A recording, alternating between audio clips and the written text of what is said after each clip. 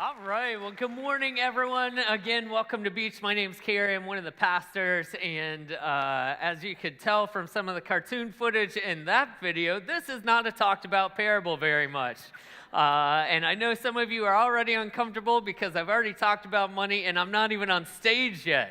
But here's what we're going to do. We are in this series called Tell Me a Story, and what we're doing is we're looking at the parables of Jesus. We are looking at them, and really Jesus was the master storyteller. He knew that if he wanted us to remember something, that he needed to tell a story. He could have just given us, hey, here are all the bottom line points, but he knew that somehow we as people, we don't latch on to that. And we know this to be true in today's day and age. Look at how big of a deal Hollywood is, how big of a deal TV shows are. We as people naturally latch on to stories. And so Jesus knew that, and he said, all right, well, I'm going to use stories then to get my point across. Now, what is a parable? A parable is an earthly story with a heavenly meaning. An earthly story with a heavenly meaning. And so Jesus would go around and he would share these stories about earthly things so that the people, you and I, the people that were following him, could understand the heavenly meaning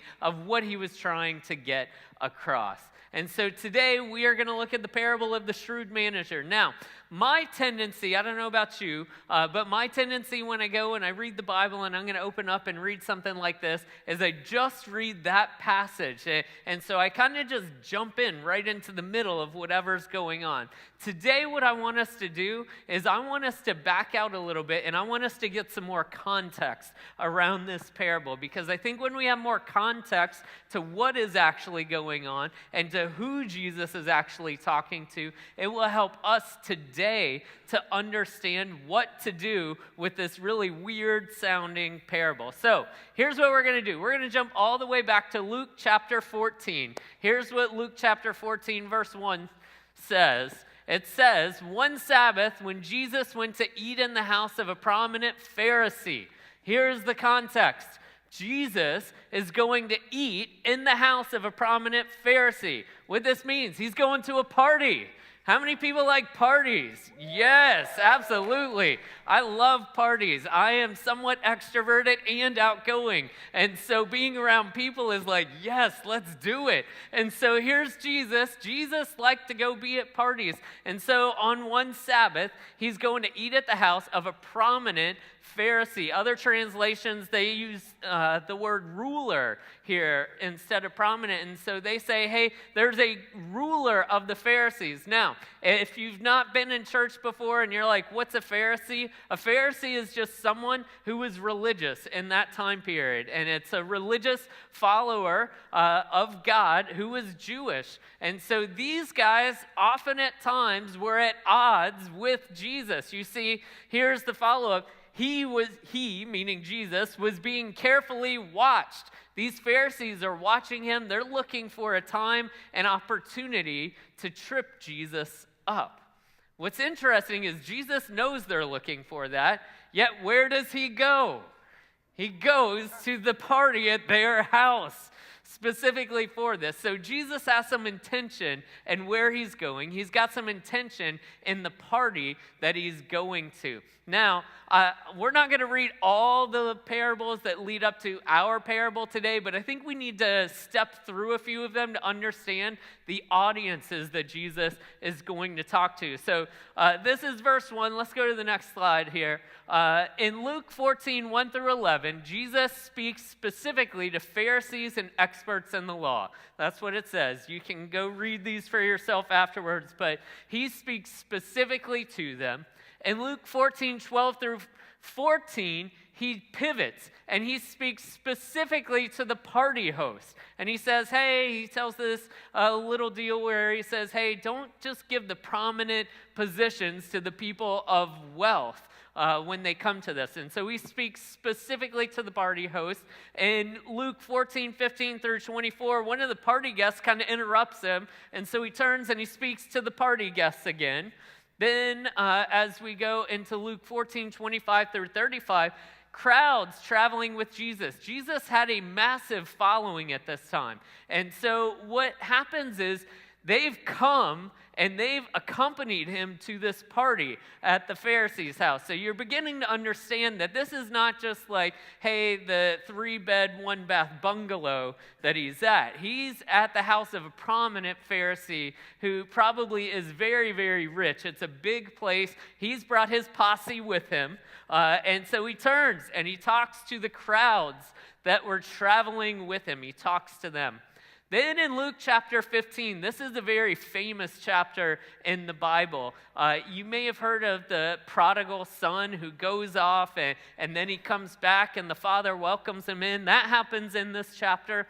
And at the beginning, we find that Jesus turns and he talks to the tax collectors and sinners, which is kind of interesting because the Pharisees would never invite them over to this party. Yet they followed Jesus to this party. And this is the type of thing that the Pharisees would be looking for at the beginning that we saw to accuse Jesus. And so they kind of lean in, and then the Pharisees are all upset. And so Jesus leans in and he says, you know what, I'm just going to talk to all of you guys, and I'm going to tell these 3 parables about lost things. He tells about a lost sheep, he tells about a lost coin, and he tells about a lost son. And in all 3 of those, he's really trying to get the point across that my heavenly Father cares about lost things. So you can imagine, they're in the ruling Pharisee's house. It's a big party, lots of people there. Jesus has got lots of different conversations going on, lots of tensions flaring up. All of this is going on. And yet here in Luke 16, where we are going to go, he turns to his disciples.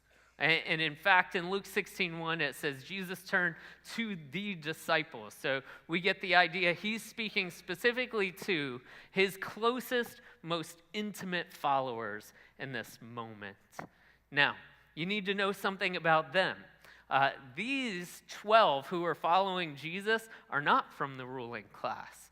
In fact, they are not Pharisees. In fact, they have no standing. They are peasants. Most of them had been fishermen or some type of lower career. And so they have probably never experienced a party at a Pharisee's house. They've probably never experienced the opulence of this guy's house. They're eating things that they've never eaten before. You know when you go to a party and they have things there and you're like, what is this? You can imagine these guys, and most of them, they're teenagers, maybe young 20s. And so you can imagine them, they're going with Jesus. They're following him around. Jesus is doing all of his things, this immaculate, opulent party, and here are these peasants who get to come into the middle of this. And Jesus, being so wise, knows, man, there's all kinds of things going off in their heads right now. You know when you go somewhere and there's just that immense sense of wealth and money, and there's that little part of you that's like, I wish I was here.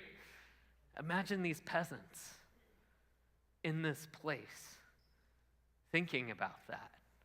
And Jesus knows this. And so he says, he takes an intimate moment. If you've ever been to a party with a group of people and you know, you've been mingling around, but then you kind of bring your people to the side.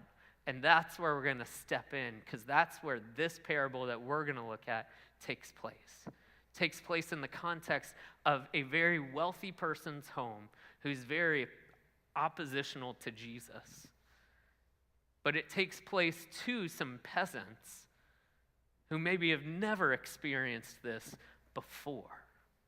And so Jesus, in this moment, decides it's important to tell his closest followers, the ones he's going to entrust with the message of God's love, this specific parable. So let's start. Luke chapter 16, verse 1.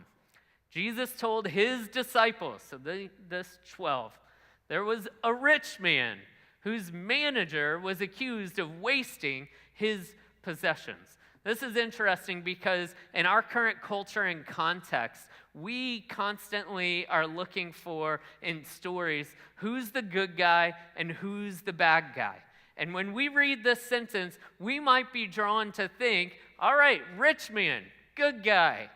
Manager wasting things, bad guy. But remember, who's Jesus speaking to? these peasants. And the rich in those days, typically, they were oppressive towards the peasants. So first off, what we need to know is that Jesus is not making a compare and contrast here. He knows in the disciples' minds, both bad guys. Just from the start, both bad guys. So we're not trying to make like a good-bad comparison here. He goes on, verse 2.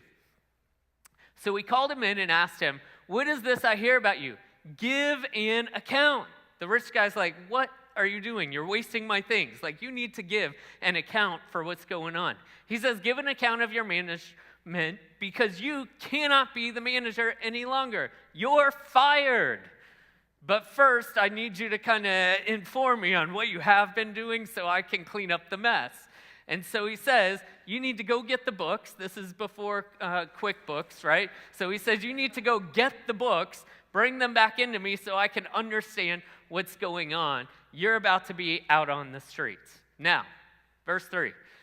The manager said to himself, "What shall I do now? My master is taking away my job. I'm not strong enough to dig, and I'm ashamed to beg." Verse 4. "I know what I'll do so that when I lose my job here," he recognizes right here in this moment, I'm about to lose my job. And if I do not have action in this moment, I'm going to be digging holes out in the hot sun in the Middle East, or I'm going to be begging in the hot sun in the Middle East, right? He understands it's about to be really bad for me. I can see the future. He recognizes the future to his current path, and he says, I'm going to take some action right now on this future.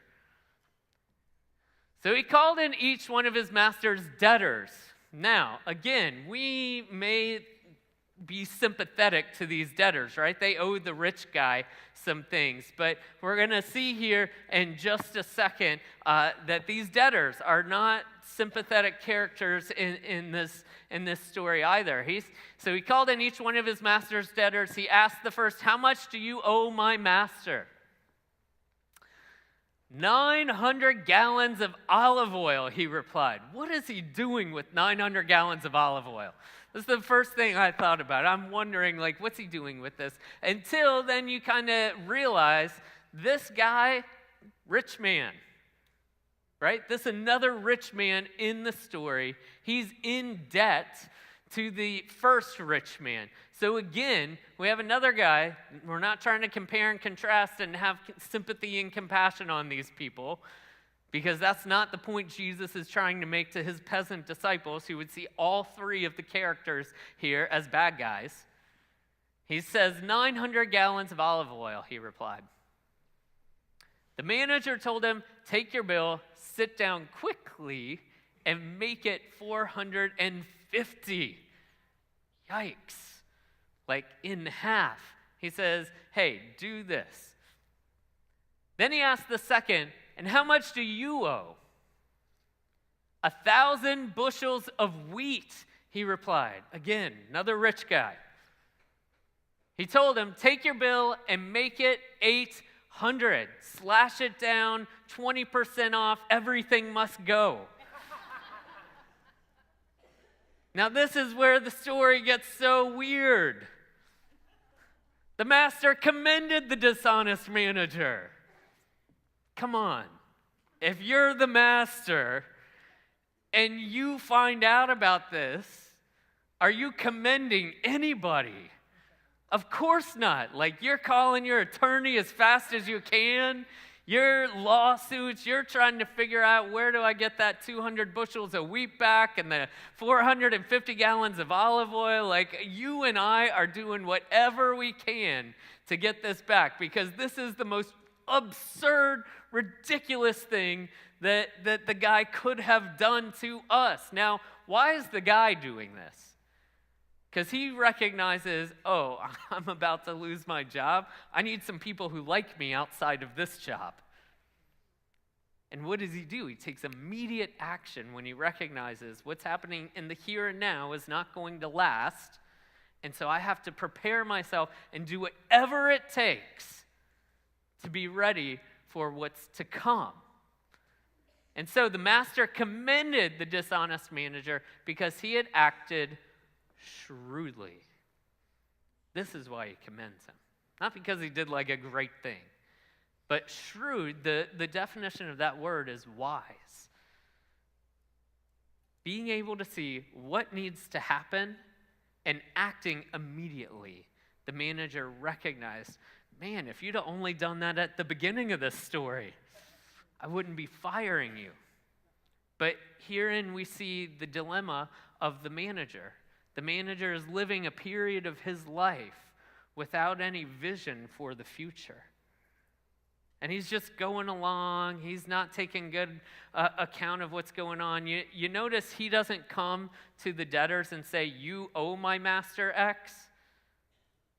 He comes to them and he says, how much do you owe my master? He's lived a period of his life where he's not taking account of what's going on, and he's not living with a vision for the future of his life. However, he's confronted in this moment with purpose for the future. And so here's point one for the people of this world are more shrewd in dealing with their own kind than the people of the light. This was Jesus' commentary. But here's really point one for us today. When you see clear purpose, do all that you can to move towards that purpose.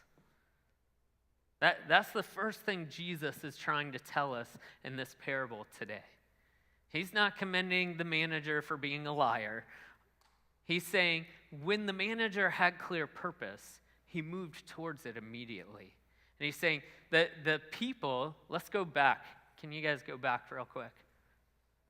He says, the people of this world are more shrewd in dealing with their own kind. What he's saying is the people of the world are really good at this. They get purpose for the future, and they will act immediately for whatever is in their best interest to make that happen. He said they are more shrewd in dealing with their own kind than are the people of the light. He's saying, like, you guys can have a tendency to be pushovers, disciples. Don't be a pushover. When you see clear purpose for the future, you need to act immediately. Then Jesus goes on in verse 9. He says, I tell you, and he's speaking directly to the disciples right now. And sometimes in parables, Jesus speaks in code, and you kind of have to like sift through to figure out, all right, what's he really trying to say, and what's he really mean by that? Not so here. This word make in the Greek, it's what we call an imperative. And for those of you grammar and English majors, you know an imperative is not like a suggestion. It's not like a, oh, you should, maybe, think about. It's like a do this. And so he says, I tell you, make friends for yourselves from dishonest wealth. What an interesting concept to tell some peasants in the midst of this gigantic house and party that's going on. They're looking at everything around them thinking, I wish I had. And Jesus says, make friends with these people. He says, I've come to their party, which we all think is kind of weird, like they're out to get him, and he goes to their party. He says, make friends for yourselves from dishonest wealth. Now, this word dishonest, I really wanted to leave this out. Because I think it can cloud our minds a little bit. Really, any wealth at that point for them in this culture is dishonest. There's really a sense, unjust is another word that can be translated in the Greek here. And really, this can trip us up. Jesus is talking about any wealth. And the reason he calls it unjust is because he recognizes how prone people are to turn wealth, to turn money into something that is unjust. And in fact, he's going to speak directly to that at the end of this parable. So that when it is gone, when it, meaning the wealth, is gone, and he doesn't say if it is gone. He doesn't say maybe it'll be gone. He says when. He's pointing out there will be a time when the wealth you've accumulated in this world will not be with you anymore. It will be gone. He says, make friends so that when it's gone, you will be welcomed into eternal dwellings. And this eternal dwellings phrase is key for us to think about. What is Jesus really trying to say in this sentence? Here's what I think it is. Point number 2. Use the wealth of this world to invest in things that will last. He's saying, take the wealth that happens here, make friends for yourself, you make wealth, you make friends that have wealth, use it for what it is good for eternal dwellings, for things that will last. The car I drive, the house I live in, will they last? For someone, not for me. Here's what I know. There will be an end point to my life. Mortality rate is still 100%. Jesus is the only one getting out of that, right? I will leave it here. And he's saying, you guys are so silly. You go around trying to accumulate all this wealth for yourselves, thinking you're going to put it in a backpack and come up to heaven with it. He's like, you're going to get there and you're going to wish you had invested in things that will last. Now, what are things that will last? Because if my money's not going to last, in my car, and my job, and my house, and however many surfboards I own, if that's not lasting, what will last? There's one thing that we can invest in that will last eternally, and that's people. If you invest the love of God into another person, and they come into a saving relationship with him, they will be in heaven with you. It will be eternal for their souls to make that leap. And so Jesus is saying, take what you have here in this world, invest it, and use it for things that will last. Let's keep going. Whoever can be trusted with very little, Jesus says, can also be trusted with much. This seems like a sound principle.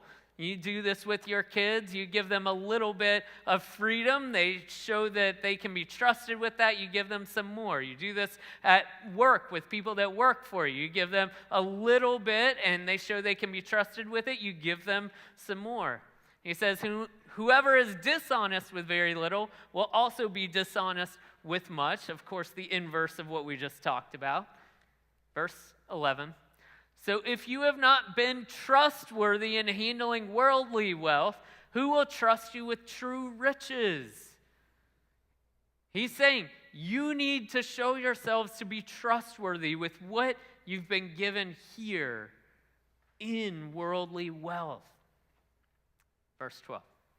And if you've not been trustworthy with someone else's property, this is a really interesting phrase because it helps connect us back to the manager. And Jesus is saying, you are the manager. All that you have, all that you own is someone else's property. Now, many of us, you may be creative, you may be an entrepreneur, and you may be thinking, man, I built something up from the ground up. Absolutely, you may have done that. Where'd you get the stuff to build that? Maybe you're a sculptor and you think, oh, I sculpt things out of clay. Where'd you get the clay? You can't just make something. Everything we have is someone else's, i.e. God's. And it's been borrowed to us. We are stewards, just like this manager in the parable. We are stewards of God's property. And Jesus is saying, prove yourself to be trustworthy with what God has entrusted to you. He says, who will give you, hold on just a second. He says, who's going to give you property of your own eternally if you're not trustworthy with what you've got right here in this place? Verse 13. This is where it starts to get very real. As if it's not already, right? No one can serve two masters. Either you will hate the one and love the other. That makes sense, right? Like divided loyalties. Or you will be devoted to the one and despise the other. Okay, I'm with you here. You cannot serve both God and money. Remember the context. Rich Pharisee's house. Speaking to peasants. He's saying, hey, what you see around you, it's good. It's fine. It's all God's anyway. Don't let your minds be corrupted by it, though. You cannot serve God in this money. But this money can be a tool for you serving God. Which brings us to point 3.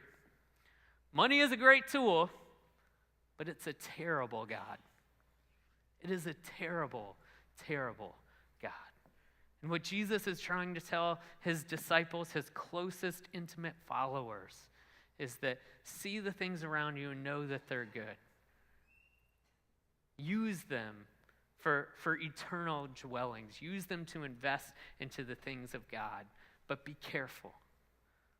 Don't let them become your God. Don't let them become your God. Now, here are 3 points all together so that we can kind of put this whole parable, this whole scene back together. When you see clear purpose, do all that you can to move towards that purpose, right? That's the first thing that Jesus commends, is that manager acted shrewdly, and he went and he moved towards what he needed to do. For you and I, Jerry says this all the time, the 100-year question. Where will you be in 100 years? Here's what I can guarantee for everyone in the room. Not here. You now have clear purpose.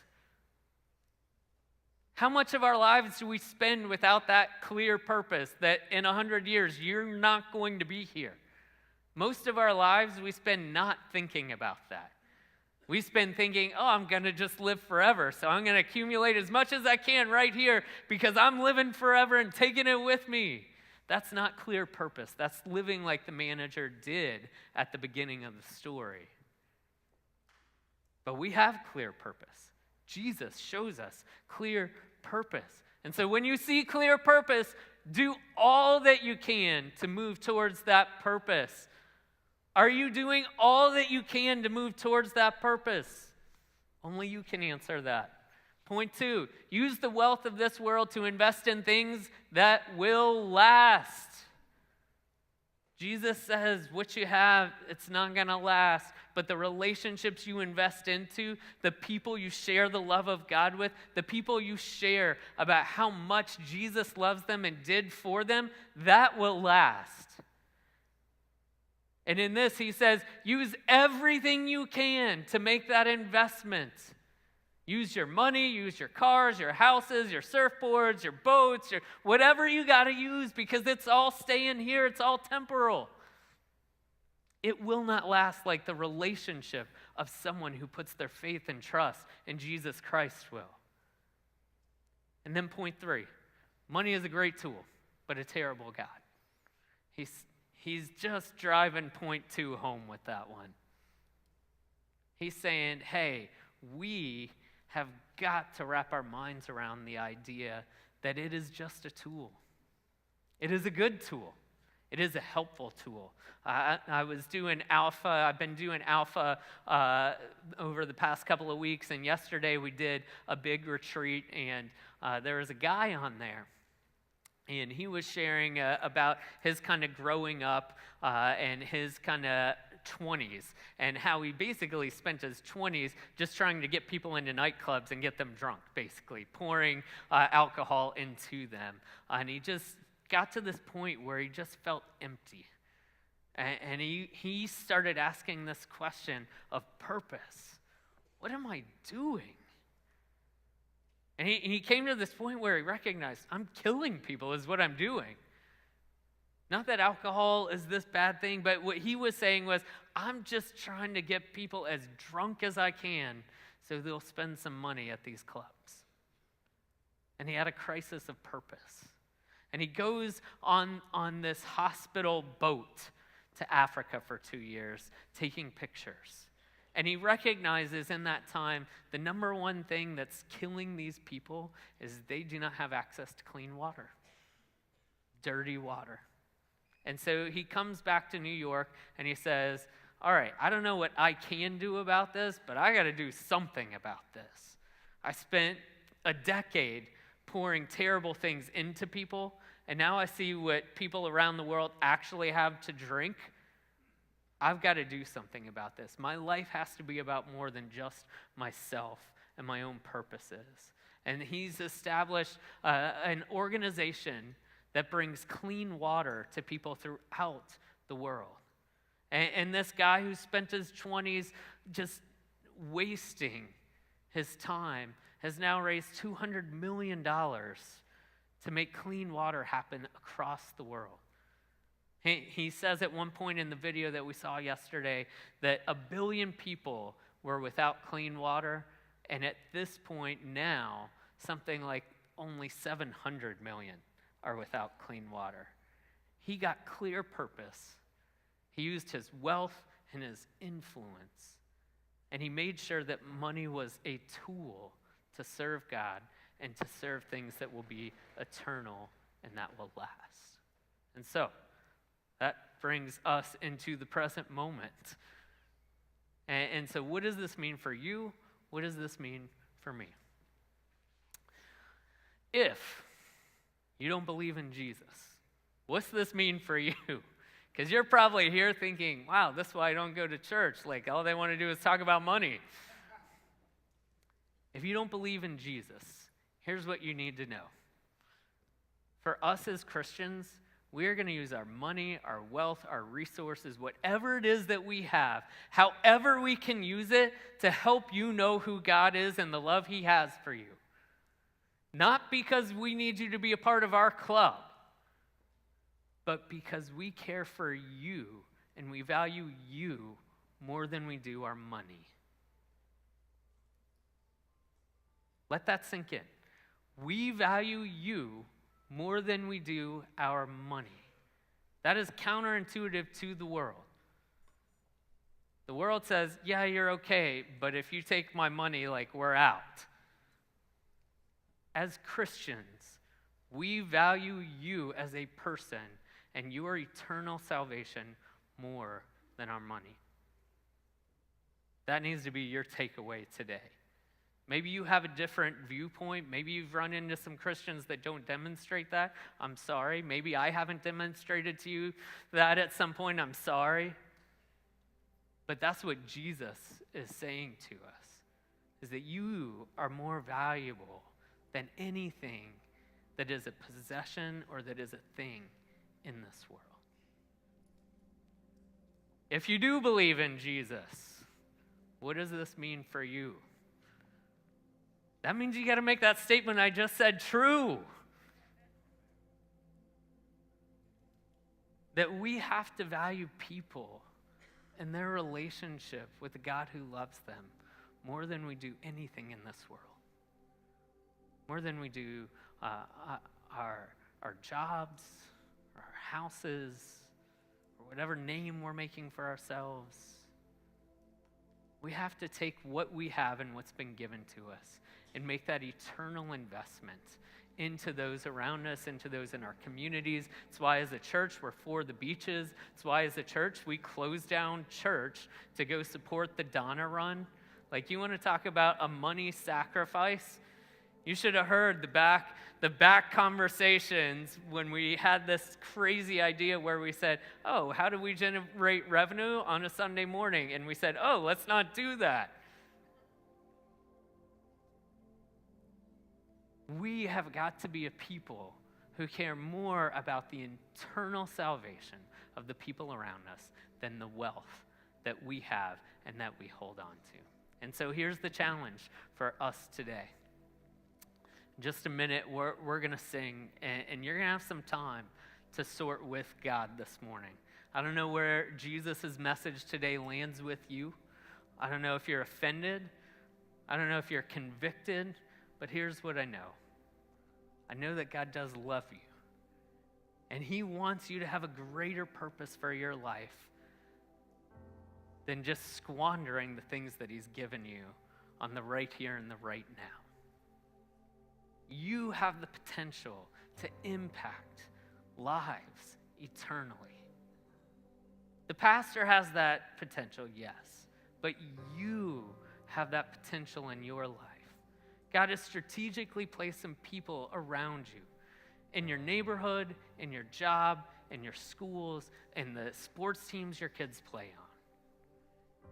He's intentionally put them there so that you can share his love with them. The question is, will you use what he's given you to do that? Maybe this morning, you just need some time with the Lord. And as we sing this song, you need to come to the altars and just pour your heart out to him. Maybe you're here, you've never felt that love from God, and you've resisted because you've not come across Christians who really do what we're talking about today well. I'm sorry. But maybe you need to come experience the love of the God who would give everything for you.